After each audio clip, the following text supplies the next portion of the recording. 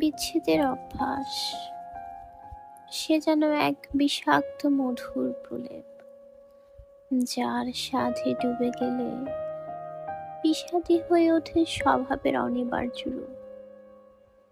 অভ্যস্ত হৃদয় তখন আর ব্যথাকে ব্যথা বলে মানতে চায় না, বরং নিঃশব্দ যন্ত্রণাকেই আপন করে নেয় চিরচেনা সঙ্গী ভেবে।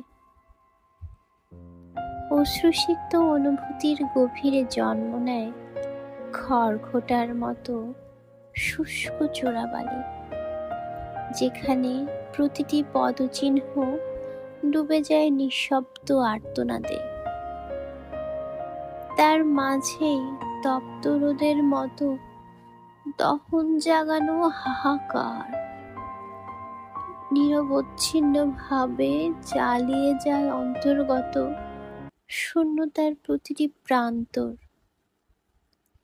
তবুও এই বিচ্ছেদ একাকিত্বের বিষাদময় নিঃসঙ্গ ছায়া হয়ে বুকের ভেতর আঁকড়ে ধরে রাখে ভাঙা হৃদয়ের স্বপ্নের অবশেষ, চুরমার করে দেয় অস্তিত্বের প্রতিটি স্তর।